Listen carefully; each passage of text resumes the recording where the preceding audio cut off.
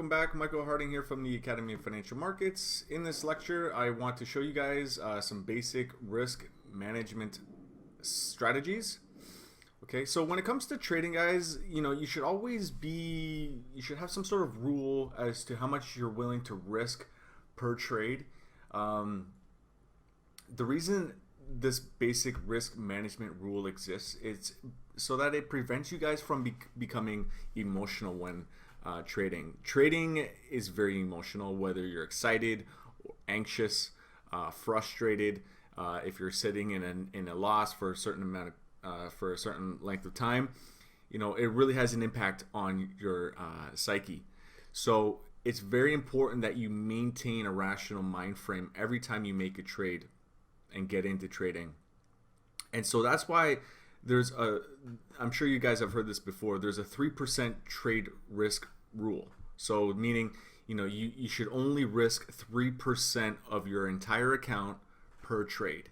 Okay, so for every $1,000, the max that you should risk is $30. Okay, because that's 3%. Now, when making a trade, and the max that you can risk is $30, well, then you should only be trading 0.1 lots. Okay, so when you go in and you make a trade here, you should be trading 0.1. Okay, because when you trade 0.1, that's what's known as a mini lot, and a mini lot, you're basically trading $10,000. Okay, we already went over leverage in the previous lecture, so I don't need to explain that you don't actually need $10,000 of your own equity because of the leverage in your account. But basically, when you trade a 0.1, you're trading a mini lot, and for every one pip, it's equal to $1. So for example, let's just go ahead and make a trade here. Okay, so let's go ahead and I'm gonna buy this. Actually, I'm gonna close out this trade here. Okay, so I just bought Aussie USD, and I'm going to scale this down to a 5-minute time frame, and you can see in the bottom that it's negative $2.90. Okay, and because I bought this, if this pair starts to fall off, we'll be sitting in a negative, so I can risk $30 per trade.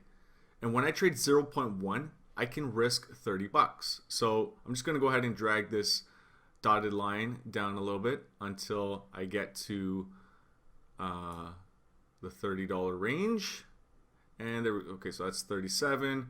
So the max that I can risk is roughly around this area here. Okay, so there we go. So 29.80. Okay, so if this pair continues to fall and I get stopped out, I lost $30. That's the max risk that I should be taking for any given trade. Now, you might be wondering, well, I don't want to put my stop loss there. Okay, I might want to put my stop loss even lower. You might want to consider putting your stop loss below this recent low here. Okay, so now if I were to get stopped out, well, I'm risking $55.30.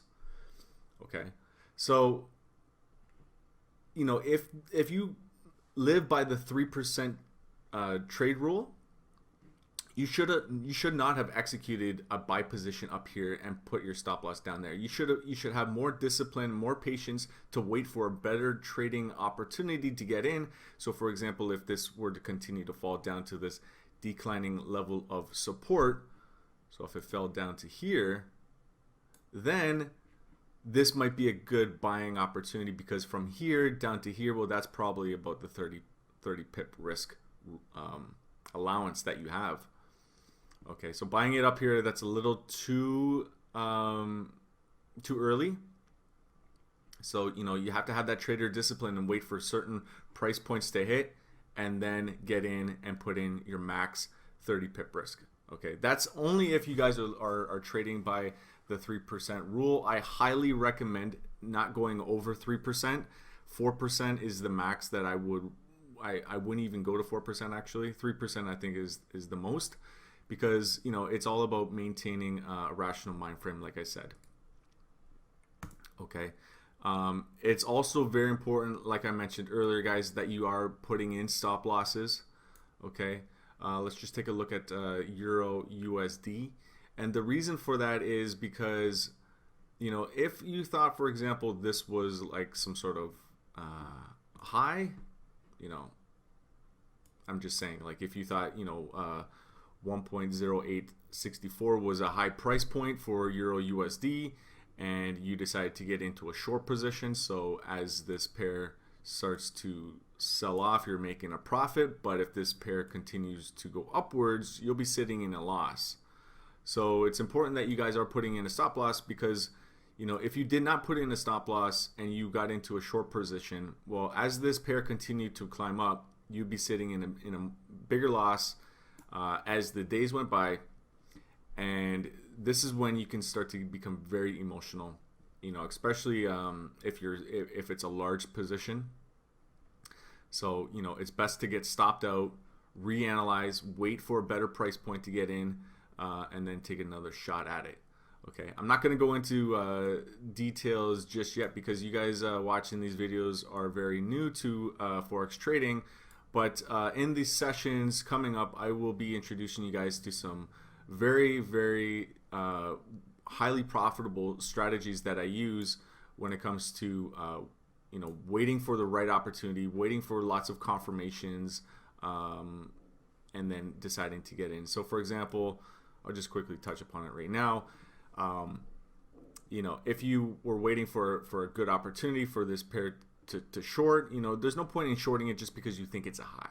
There's a lot of traders out there, they think, oh, this is a, you're trading just based off of what the price is. Ignore the price.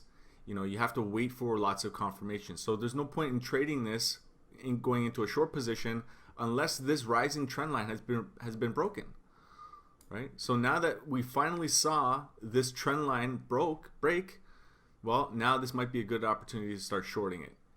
And the reason for this as well is because you're able to manage your risk. You're able to know where to put in your stop loss. And what I mean by that is, if we were to draw out this trend line even further, okay, so one of the confirmations why we decided to get into a short position was because this trend line broke.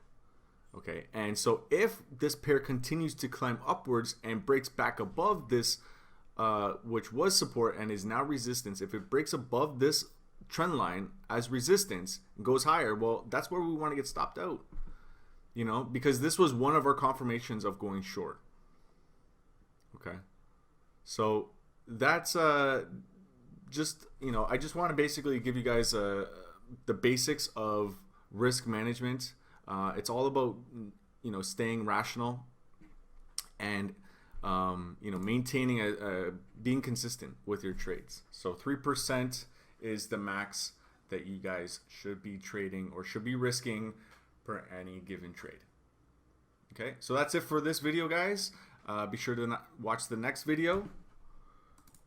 I'm going to introduce you guys to price alerts. Thank you.